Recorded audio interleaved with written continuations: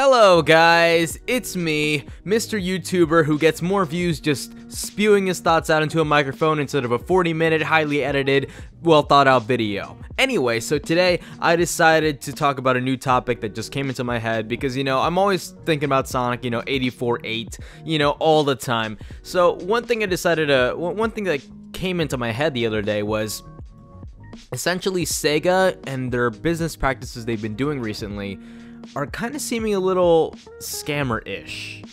They just kind of... Here, let me explain myself a little bit. So, in terms of the definition of scamming, it's basically some sort of fraudulent scheme made for a quick profit, and in a way, it's kind of like to cheat. It's like cheating in a way to get some money. And I'm going to explain myself in a little bit, but what I think that Sega's been doing recently is just not that well. Okay, especially with games that they've been releasing lately.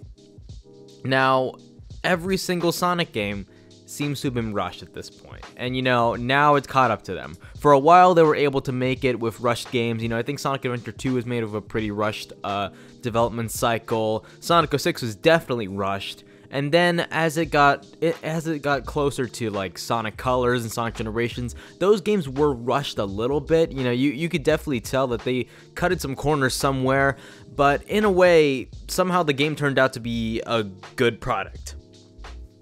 Personally, I'm not the biggest fan of those games, but in terms of the general audience and reviewers, the game turned out alright, and I'm not going to complain about that. I'm a minority in terms of this, because I'm the one who thinks Sonic Generations isn't that good, but either way, it caught up to them.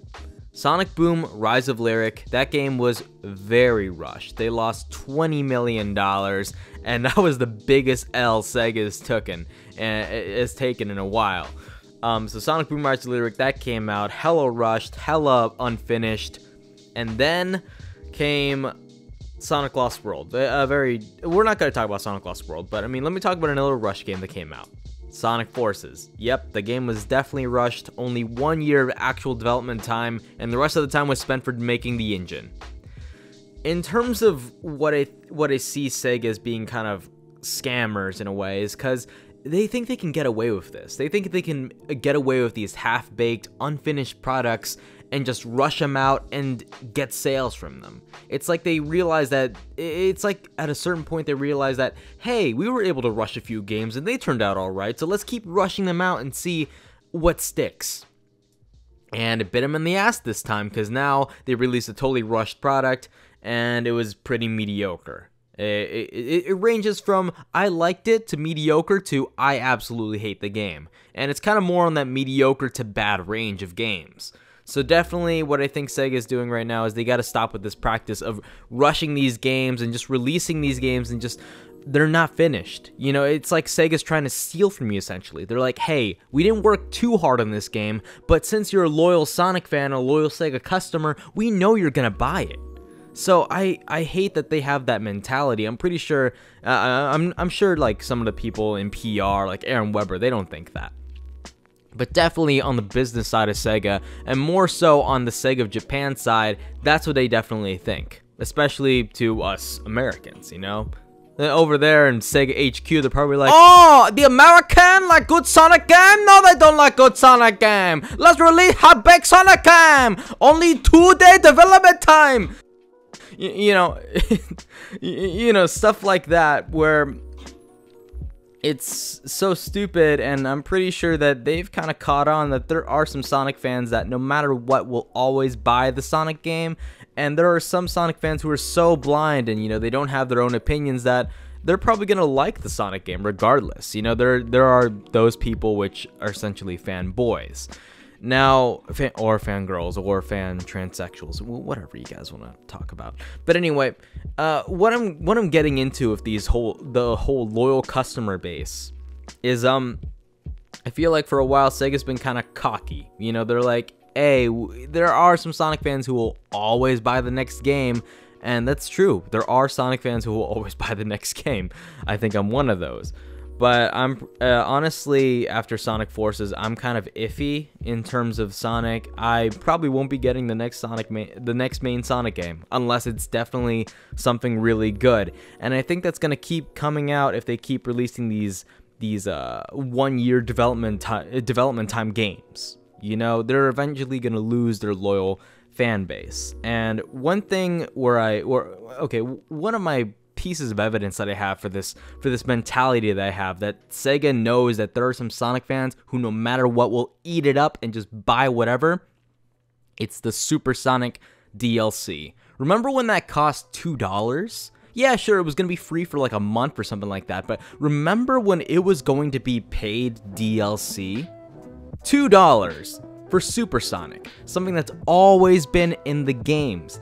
And for some reason, this is the one time where they decide, hey, let's see how much money we can take from these Sonic fans, from these people who either want to get the complete package, meaning that they will buy all the DLC just to have a complete game, or B, the people that will be like, oh shoot, Super Sonic, I played that as a kid, you know, I need to get Super Sonic, it's that essential Sonic package, you know. I feel like with the whole Super Sonic $2 thing, they were really testing, they were really seeing how much these fans would go just to get the latest whatever Sonic thing, and I'm so glad it backfired. I think it's a little bit of cockiness that came from the Sega offices, that they're like, hey, let's charge them $2 and let's see what the reaction is. There were probably a few people a few people being like, hey, sure, Super Sonic $2, definitely people are gonna buy that.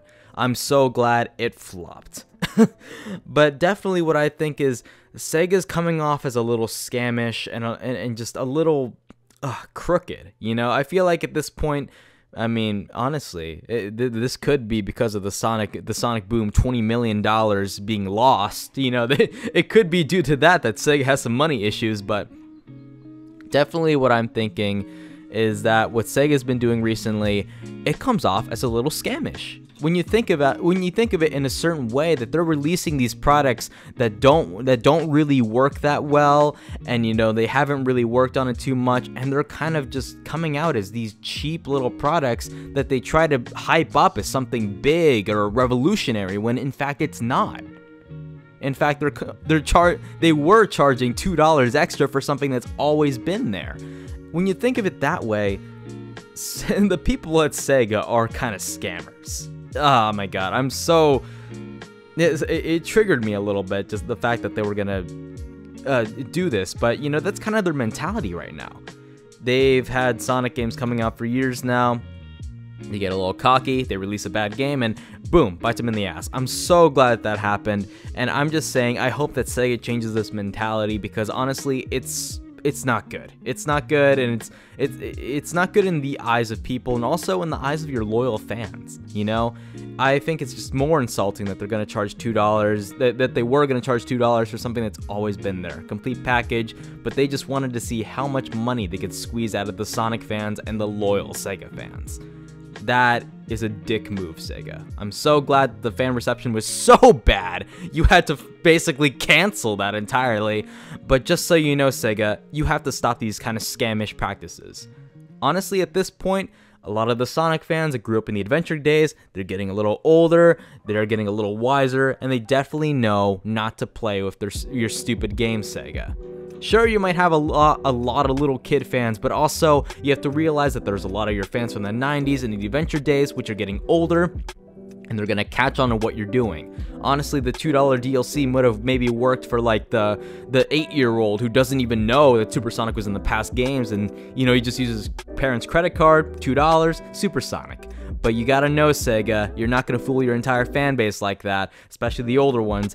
And I think at this point you have to stop this, Sega. Release a good game, release something that you've actually worked on, something that works and you're confident in.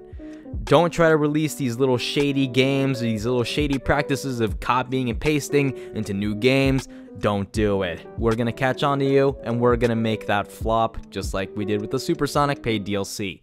Alright guys, that's all I had for this discussion.